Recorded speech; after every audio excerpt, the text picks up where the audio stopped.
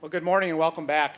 I'm Craig Roberts. I'm a PA and epidemiologist with the University of Wisconsin-Madison Student Health Service. It's my pleasure this morning to moderate this next session. This will be a panel discussion of sorts. We're going to have a series of three very short presentations on some topics of interest, and then that'll be followed by a panel Q&A session and discussion, and hopefully to get you involved in a little bit in an informal process. We're going to hold all the questions to the end. There are cards on your tables. If you write your questions down, those will be passed to me eventually at the end, right? So, without further ado, the first topic title is What Moms Tell Us About Pregnancy Intention. And the speakers will be Katherine Kvale and Sarah Blackwell. They are both from the Bureau of Community Health Promotion in the Wisconsin Division of Public Health.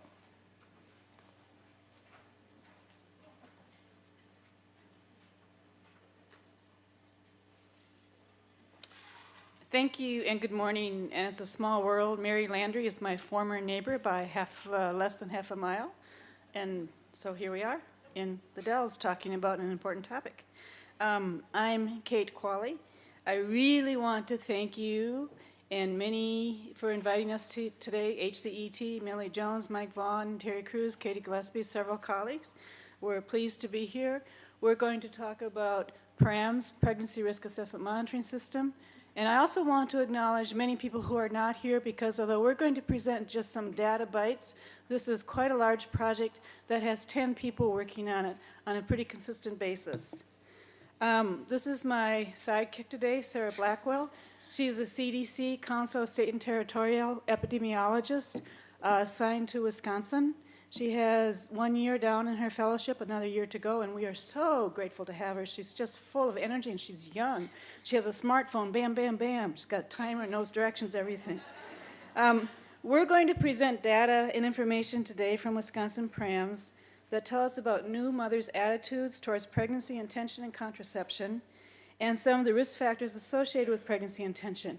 And I really, really appreciated Dr. Hatcher talking from the heart at the end of his talk about his experience, because we are going to tell you what moms tell us from a confidential survey, information that you won't find in other data sources. So we have nicknamed PRAMS What Moms Tell Us, because we have learned that through our survey, we have learned more about moms' lives than you will find in other data sources. We have information on breastfeeding, oral health, smoking, health and equity, household income, pregnancy intention, just to name a few topics. And today we're going to really talk about what Dr. Hatcher talked a little bit about is pregnancy intention and contraception attitudes towards coming down to our level in Wisconsin. So given the theme of your symposium, Essential Family Planning Services, we hope that you will take our information back to your programs and your clients and your environments and use that information for the well-being of everyone here in Wisconsin. So, Wisconsin PRAMS is a CDC-funded statewide survey conducted by mail with telephone follow-up. Since its start in 1987, PRAMS has expanded to 40 states and New York City. Wisconsin received PRAMS funding in 2006 and started its first survey in 2007. The survey is designed to monitor the health and experiences of women before, during, and after pregnancy. Every year, about 1,900 women participate in the survey. The 2010 survey included about 1,800 mothers who responded with response rates of 66% for 2009 and 61% for 2010. So now Sarah has really worked the data here for you, and I'm going to turn it over to her. Thank you, Sarah. Good morning, everybody. Today in our discussion about pregnancy intention, we're going to be looking at the definition of unintended pregnancy that PRAMS uses, pregnancy intention by selected maternal characteristics, looking at contraceptive practices prior to unintended pregnancy, and looking at the association between pregnancy intention and maternal behaviors and experiences. And then based on these data points, we will look at some recommendations for providers. Okay. So there are many different ways that we could potentially define unintended pregnancy, but the CDC definition is any pregnancy that is mistimed, unplanned, or unwanted at the time of conception. And PRAMS addresses unintended pregnancy by asking mothers, thinking back to before you conceived your new baby, how did you feel about becoming pregnant? And out of the 4 possible responses to this, if we refer back to the CDC definition, the 2 responses, sooner and then, indicate a intended pregnancy, and the responses later and not at all indicate an unintended pregnancy.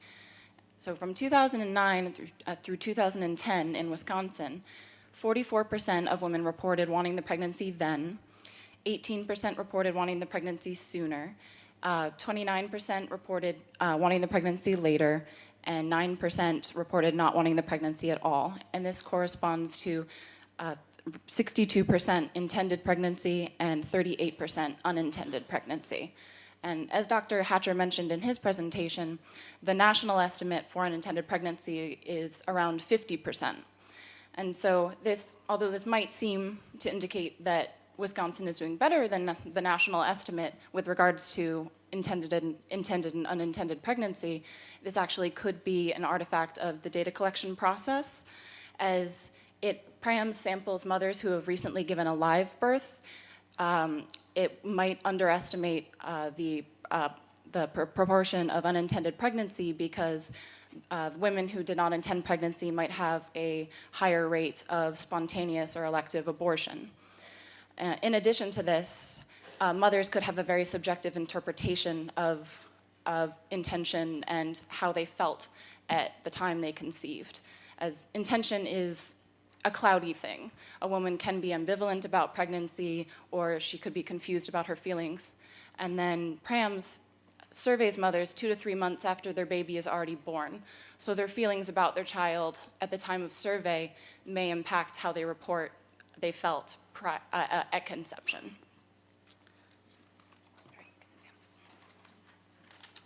Okay.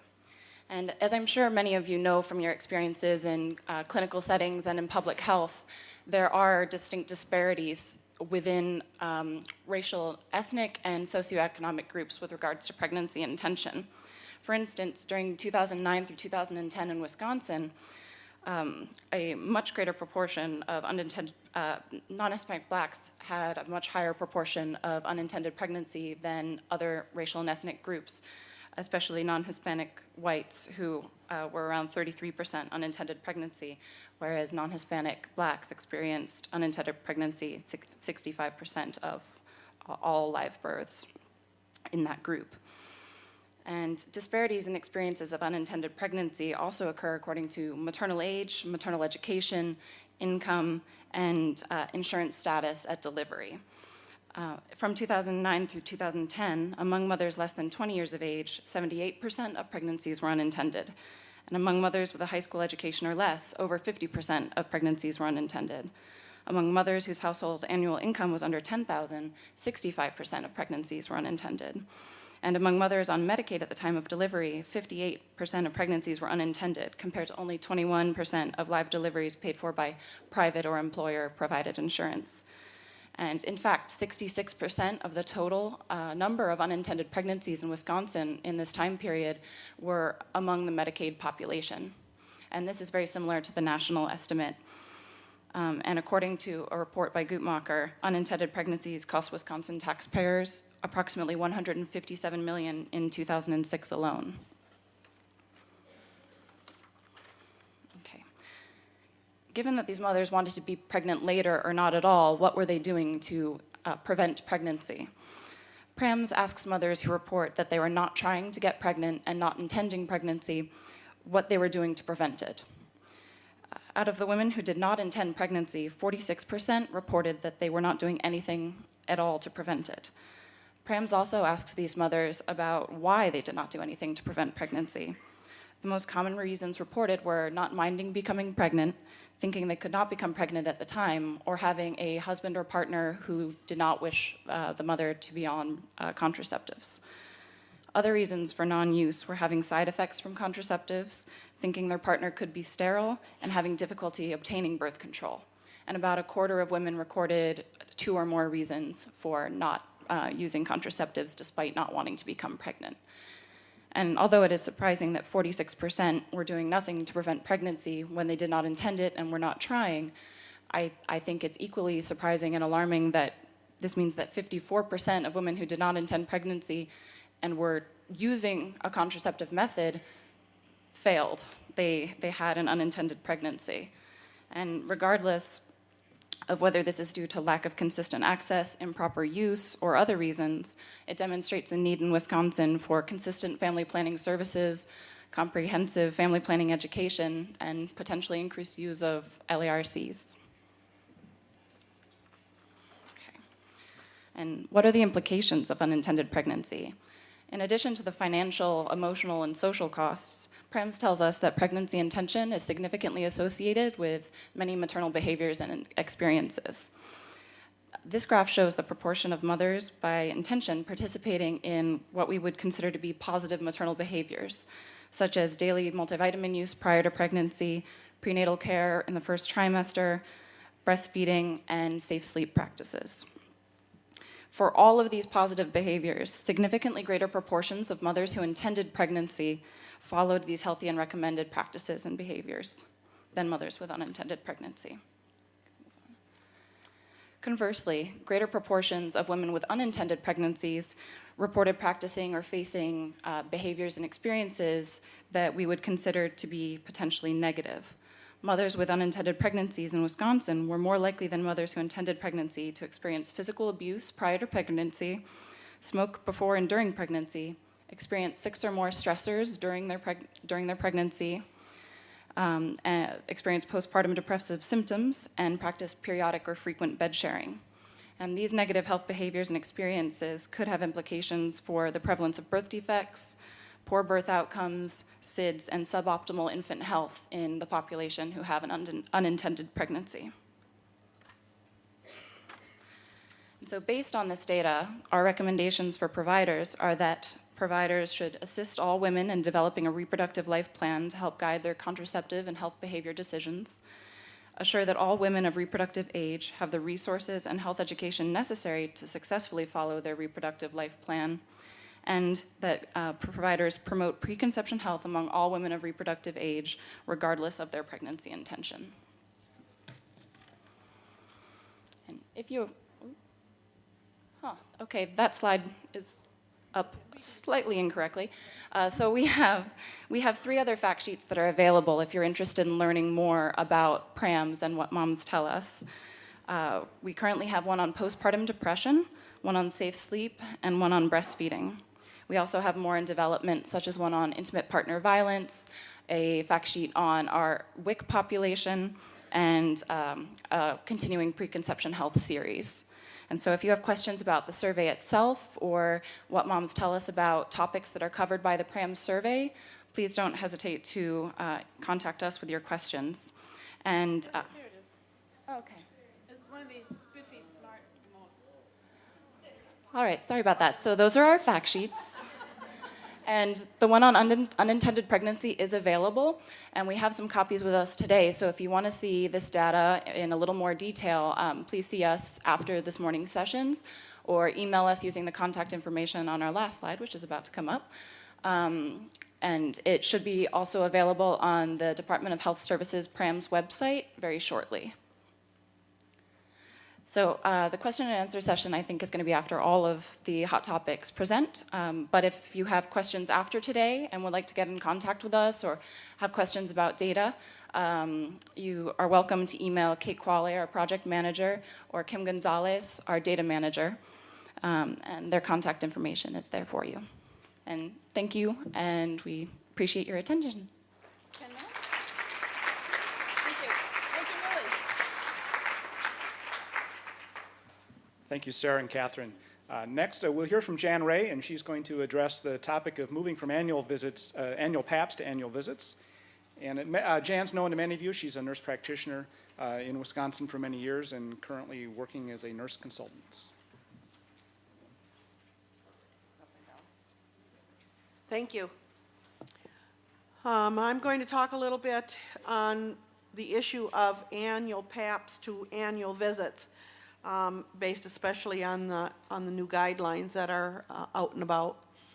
So I don't have any disclosures to let you know about, but we're going to look at what's driving all of these changes that we're now experiencing. One big driver is the change on the cytology screening guidelines. And then we've got the U.S. Preventative Services Task Force, which put out recommendations on clinical breast exams, and along with that, mammography, that created quite a furor a few years ago, and they've refined it somewhat. And then we have some advancements in the labs that are now allowing us to do chlamydia and gonorrhea screening via urine without having to have people get undressed and get on the exam table for the women especially. And then we have this evolution of evidence-based practices that are driving a lot of our management these days versus the whims and speculations and idiosyncrasies that we all had prior to evidence-based practices coming. So, is a physical exam, including a pelvic exam, necessary for every visit? And we're talking a reproductive health visit. And the answer is no. But we should do an exam when you've got regularly scheduled screening test needing, so your pap smears, for instance, your cytology screening, or you may be doing a diagnostic exam when a patient is presenting with signs and symptoms. For instance, vaginal discharge would necessitate an evaluation. But many of the visits are going to consist solely of counseling and education without an exam other than their blood pressure check, and especially with your users of LARCs. You know, we're going to have to figure out how to get these patients back in for some annual visits and some education that really is going to help them with their reproductive life plans, but also their pregnancy planning, their preconceptual guidance, but then their whole life course health. And diabetes and obesity are two biggies, and so we need to start getting people educated for risk factors and prevention. So, if we look at general health screenings now, the major objective would be to make sure that we're optimizing the patient's health status through anticipatory guidance and screening for asymptomatic conditions, increase the client's sense of well-being and give them some reassurance that they're healthy, they're doing well, they're doing all the things that they should be doing, they're not smoking, using alcohol, etc. It's going to promote a relationship with the patient so that if they do have a problem, they want to come back and see us, and give them some positive action towards their self-maintenance of their health. Because we're seeing them once a year, and the rest of the time, they're taking care of themselves. And then if we look at just the reproductive health visit, what do we want to do? We want to make sure that they're correctly and consistently using their chosen method of contraception. And what they choose today may not be what they want to use tomorrow or the day after or the day after that. We want to make sure that we're clarifying their reproductive health plan and they've got a reproductive health plan in place. And I can tell you, when this started coming into practice, people would look at you and had no clue about their reproductive health plan. They knew today they maybe didn't want to be pregnant, but they didn't know about tomorrow, or when did they really want to plan a pregnancy? Were their goals the same as their partners? And what were they doing to achieve those goals and how we could help them? And another new recommendation is to evaluate for reproductive health coercion and sabotage. ACOG has recently put out some committee opinions on this. This goes along with the PRAMS data, with the domestic violence, the intimate partner violence. One partner may want to be pregnant and the other partner doesn't, so they're poking holes in condoms, hiding their pills, throwing them away, you know, all of those things that can occur. And then we want to make sure we optimize the reproductive health screening and the STD screenings because, as Dr. Hatcher commented, about the asymptomatic chlamydia and the damage that it's doing to the fallopian tubes with scarring and without any symptomatology going along that would recommend treatment. And then we have a lot of people jumping on the bandwagon right now of putting forward recommendations for women's health services. And as you know, one of the most important things now is the Accountable Care Act has recognized women's preventative services, and that's going to help us go on and provide care. But there's a lot of other experts that are jumping on the bandwagon right now for women's health services. But if we look at our core family planning visit focus, we want to make sure we've got a reproductive life plan discussion. We want to make sure that they're using safe and effective contraceptives, screening for their reproductive health coercion and birth control sabotage, looking at sexual behaviors and high-risk sexual behaviors and STD screening when they're needed, and then screening for the tobacco, the alcohol, the drug use.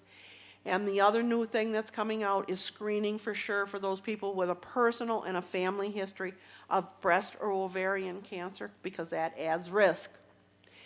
And then as part of that, we also want to look at some of the general health topics, which are the domestic and intimate partner violence, the bone health, the calcium and the vitamin D intake. More importantly, to make sure you're looking at this in your teens, because the teen diet these days is not the best, along with the rest of us. Nutrition to help address the obesity issue that we have in this country. The physical activity of get up and moving.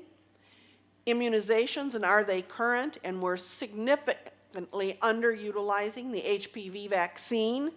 We need to be making sure that we're talking about this in that population of under 26 and identifying resources, and your public health departments can help with that. And then any of the injury prevention. And why do we want to do this, and what can we do? This is probably one of the areas now, if we don't have to do hands-on, we really have a segment of time that we can carve out to talk about prevention. We can provide some information on behavioral anticipation and guidance and education and counseling. We're establishing a relationship with that patient so they'll come back if they do have a problem. Help the patient increase their sense of well-being and positive action towards their self-maintenance of their health.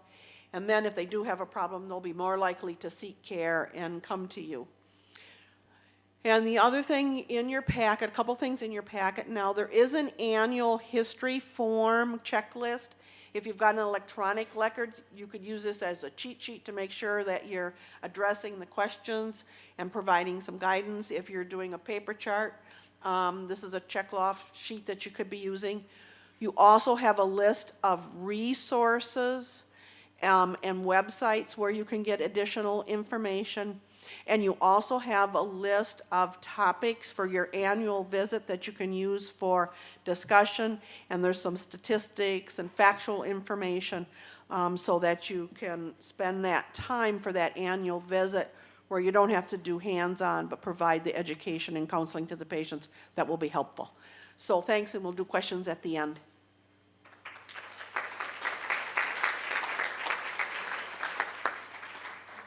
Thanks very much, Jan. Next up is Mary Landry, who's a colleague of mine at UW-Madison. Mary is the director of our women's clinic for the Student Health Service. She is a, assistant associate professor, Department of OBGYN at UW School of Medicine and Public Health as well. So that's right there in the screen. So Good thing I put it there. I was just promoted, that's why he was stumbling. It's a pleasure to be with you this morning.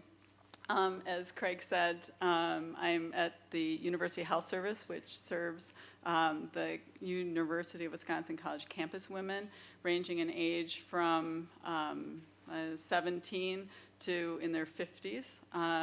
So a very broad range. This morning I get to talk about two things that I'm very passionate about. One is IUDs, and the other is helping young women to reach their life goals in the circumstance, commonly their academic goals. So I have no disclosures. So the bedsider project, as I've dubbed it, started with ACOG sending out an email and one of my residents saying, hey, Mary, you should do this. There's a grant. They're looking for 10 different practices in the United States in which to incorporate a free contraceptive website to try to improve access, compliance, and use of all contraceptive methods. So I looked into it and was inspired. It happened to be a good time of the year for me. Whoops. And so, sorry, now I'm getting way ahead of myself. So the projects were designed to be 6 months long, which worked very well with our academic schedule, looking to improve access. And specifically, they were looking for 2 projects that focused on the long-acting methods, which you've heard many times this morning we dubbed the LARCs. So www.bedsider.org, again, a free contraceptive website put together by the National Campaign to Prevent Teen and Unplanned Pregnancy. It's a private nonprofit organization of which I have no affiliation. I've actually never met anyone from the Bedsider organization and was sad that there wasn't someone here today, but there is a table. Bedsider is not funded by the pharmaceutical companies or by the government. The content is agreed upon by their medical advisory committee, which includes young adults, and specifically they're targeting the 18 to 29-year-old population. So how do you spread information most efficiently and effectively to the 18 to 29-year-old population? I'm sad to say it's not face-to-face communication, but it's texting and videos. So this website is very innovative. It is fun. And I will say that some of my nursing assistants, university students who work in our clinic, were actually the first to introduce me to this site before ACOG came up with the grant idea because they thought it was fun. So I very strongly encourage you to go to the website, either on your smartphone or at your leisure on a computer. So the project, again, at the University of Wisconsin, involved incorporating this website, trying to improve our contraceptive access, and we did it in several ways. The first was we put on our external website that all students, they don't have to be patients, can go to the link to the Bedsider website. We, for any patients who had an appointment scheduled with us, they fill out a pre-appointment questionnaire, why are you coming to see us? And we put in those questionnaires, please refer to or go to this website for information on contraception. When the patients came into the clinic, the nursing assistants roomed them, and they're sitting waiting for a clinician. We purchased with the grant money Android tablets and used those tablets, gave them to the patients so that they could look at the website while they were waiting for us. Post-visit secure messages to follow up the visits. We'd send them a thank you very much for coming in today. Here's a link to the website that we showed you or we referred to or we talked about. And specifically related to LARCs, though I had some hesitancies, I wanted to improve the number of IUDs we were able to insert. My practice is I'm the only one in my practice that inserts the IUDs, and I like to meet patients before I do procedures on them, so I would have a 30-minute IUD consult at a time prior to the actual insertion appointment to cover lots of information in this relatively young, relatively health consumer naive population. I was willing through this grant project to try what I dub an electronic IUD consult. And this is it. I've included it so that you can use it in full or in part in your practices if you might find this helpful. And this is basically the information that I cover in person or through the electronic consult. So first of all, when patients come into the clinic, I thank them very much for coming in to talk about contraception, and that's how I started out the secure message or the electronic IUD consult as well, and encourage them to make an appointment if the information in the electronic consult doesn't answer their questions. In terms of general information, in person I tell them all about IUDs and the alternative forms of birth control, but there it is. The Bedsider has all that information for me, and I essentially didn't now don't have to talk with them through all the different birth control options, emphasizing LARCs. They can look it up. In my in-person consults, I spend a lot of time talking with them about insurance. Again, these are very naive healthcare consumers, and if they don't have insurance, free programs available to them. I include it in the secure message. They can read about it. We talk about the procedural risks in person, or I send them the information in this secure message. Talk with them about cramping, what to expect with the procedure, and how to schedule the procedure so that when they come in, they're assuredly not pregnant.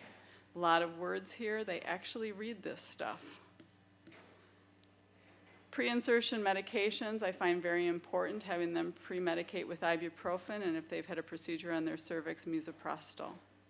So again, in person, these are all the things that I cover and included them in this secure message email to them, and then asked them whether or not they liked this new option of how to get contraceptive information, and specifically information about IUDs. We had over 1,000 patients that received a link to the Bedsider website and surveyed them regarding how they liked it. 52% response rate, which we were very pleased with. Of those who used the website to get information specifically about IUDs, we asked if they thought that that pre-insertion in-person consult would have been a barrier to them. And actually, only a quarter said they thought it was. Most said that they didn't think it was a barrier. And again, that's unique to our campus population, which is a free clinic, and they've got time. Nonetheless, most women chose the IUD electronic consult rather than an in-person consult, and about 25% chose to come in. We asked them, why, after reading the information, did you decide to come in?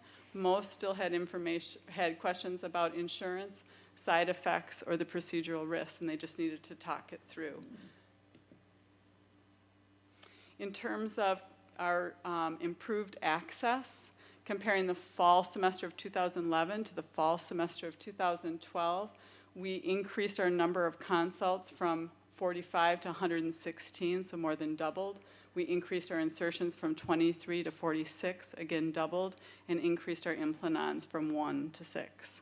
So any way you want to look at it, we increased our use of LARCs significantly on our college campus. So I anticipated, problems. And mine was I thought that they weren't going to self-select very well, and I was wrong. We had no post-insertion infections, even though I didn't have that pre-STD test on everyone. I had no insurance non-payments and no errors in patients selecting if they needed to use misoprostol or not using ibuprofen sufficiently beforehand. They read the instructions and they amazingly followed them. I was concerned about wasted procedure appointment times. These are 1-hour appointments, and I was afraid that if they didn't come in and talk to me, hear my spiel, my motivation, get them fired up for it, that they would at the last minute decide just not to show up and waste an hour of my time and my residents. But that really was not the case. We only had one insertion that we had to postpone for 2 weeks because she came in and was at risk for being pregnant. We had no reschedules for insurance issues that they didn't sort out beforehand, STI, high-risk concerns, or they heard our consent and decided to switch to a different method than the LARC. They self-selected very well for IUDs. And there was no increase in no-shows or late cancellations. So overall, from the fall of 2011 to the fall of 2012, though our total number of appointments stayed stable at about 3,500, we increased our contraceptive appointments significantly from 550 to over 800. That's what we were trying to do. Because we can't clone ourselves, we didn't have the money to hire more people, we didn't want to shorten our appointment times because, as Jan said, there's so much information to cover even if we don't have to do an exam. We wanted to improve our contraceptive access a different, innovative way, and it worked. So of those over 1,000 patients who received the Bedsider, the 500 respondents, most used it to select a method and to learn more about IUDs, though also they used it in follow-up to use a method well, to answer their questions, though we're pretty available with secure messaging as well as phone calls. They used it often, and very few just used it for entertainment or to avoid studying. So I encourage you to go to the Bedsider website. It is free, it is innovative. The patients in this age range of 18 to 29 love it. They do talk about it with their friends, share it, whether they spend 3 minutes on it or 10 minutes on it, waiting, and they're using their smartphone in your clinic, is also, they've seen it, they will go back to it. It is a very, very nice addition to our clinical practice on campus. Thank you.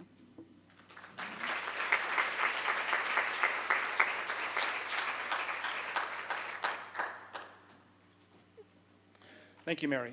So we'll open it up for questions. I think I'll stay up here and moderate from the podium, and the group at the table can use either of the 2 mics that are there.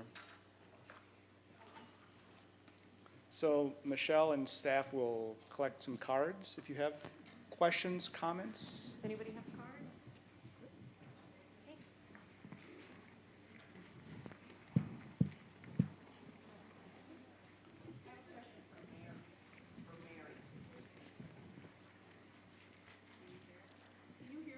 No, that, try.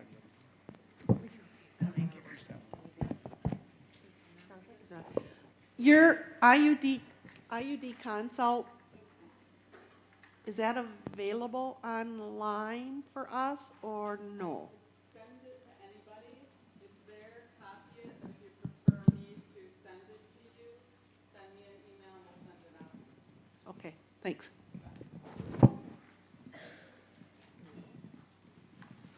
All right, the first question, how do you handle LARCs when the patient comes in and doesn't have menses, but wants one today and most likely won't return later?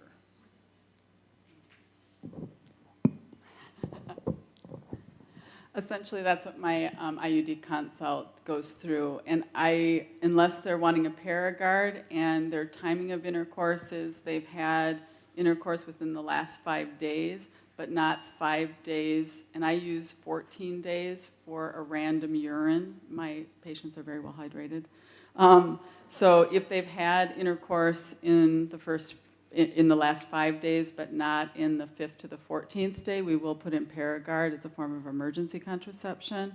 But otherwise, very specifically, they have to have 2 weeks of abstinence or come in during their menses, which my students and residents are very good at determining what's random bleeding and what's menses.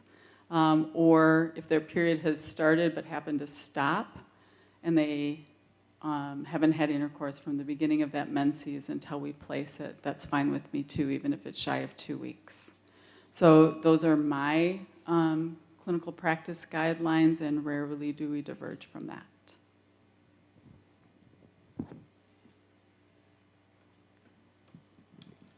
We can take some questions from the floor too. Anne has a mic in her hand, so she.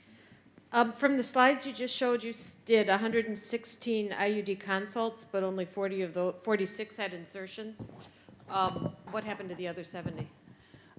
Many women on the Madison campus have insurance that restricts them from being able to get the IUDs inserted in our clinic. Specifically, any student at the University of Wisconsin who comes from Madison and has a Madison HMO, specifically because of capitated insurance arrangements, they can't have them placed in my clinic. So I refer them to a colleague. But also from other parts of the country. Chicago, they almost universally can have them placed with us. Minneapolis almost universally cannot. So again, I teach them how to be a good healthcare consumer. This is going to get easier, hopefully, with the Affordable Care Act. But nonetheless, they call and they get the information from their insurance company. Not only is it covered, but do I have any restrictions as to where I can get it?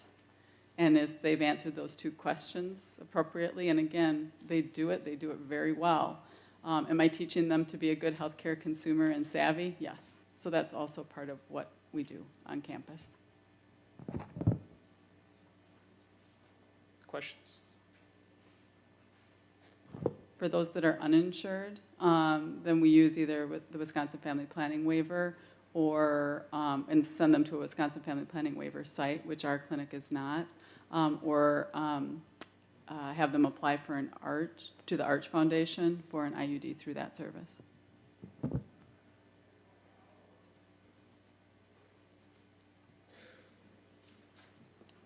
Anyone else? Center row. Hi, I'm just a question about, one, I think this was a great presentation, and I think this is the way of addressing young people is through social media, so I applaud you in what you're doing. Question on the use of misoprostol pre-treatment. Seems controversial. There was a randomized controlled trial showing actually higher rates of pain reported in women getting pre-treated with misoprostol and no increased success in insertion. So just questioning why you use that as part of your protocol. I only use it in women who have a chance for a scarred cervix because of either cryo, leap, or a cone. Otherwise, I don't. And so that's a very, very small percentage of my population, fortunately, because we're doing less procedures to these young women. So I don't. And we definitely have reviewed the literature. It definitely shows no improvement for the average gal. Unless she's had a failure before, then I will offer it to them even without a pre-procedure, a prior procedure. But there's no benefit. And quite honestly, I think it scares them away because they start cramping, they feel a little nauseous, they get a little diarrhea. I wouldn't, and this is just the pre-med. So again, in that electronic IUD consult, as well as what I verbally tell them if they come in person, is I explain specifically what to expect and take the ibuprofen as soon as they start feeling cramping. They don't have to wait with the ibuprofen for an hour before the appointment. Take it. It works for 8 hours. It'll work through that time of the procedure, and then they can redose the ibuprofen at 8 hours. So the meso, I have them place it vaginally to help to minimize those side effects if we are going to use it. 400 micrograms, top of the vagina, about 4 to 6 hours before, depending upon the timing. And I specifically tell them if it's a 9 a.m. appointment, they're going to have to set their alarm for 4 in the morning and put the tablets in.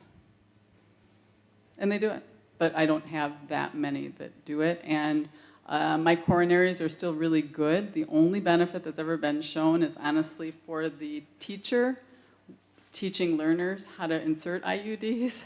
It gives the perception that it's easier because they don't pass through that internal os.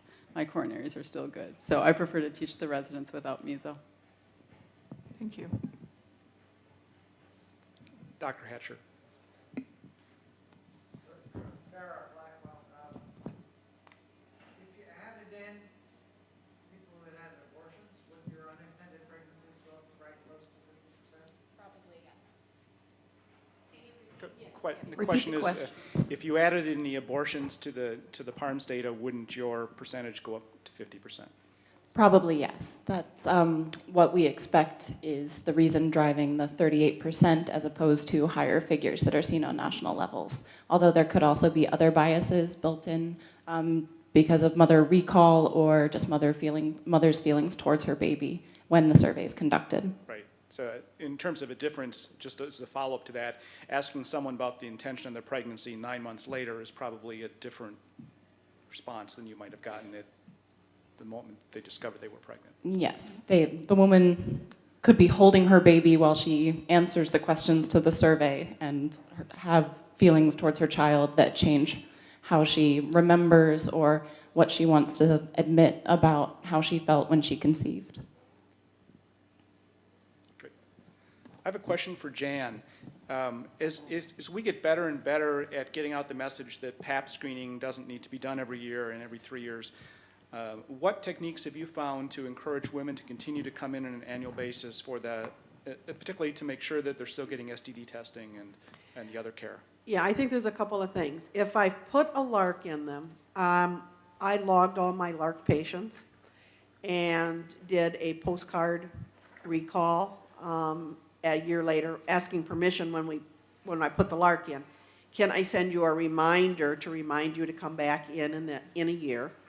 So one is a recall system.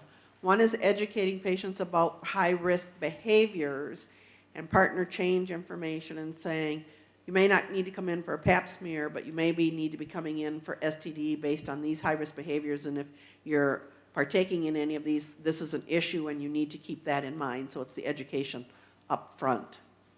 And because I've had the luxury of being in sites and then going back and reviewing sites where I practiced at, I can see some of my LARC patients have come back in for just an annual visit. But you've got to educate them up front and set it up at the beginning when you're doing the LARC, so that they're also in that thought process.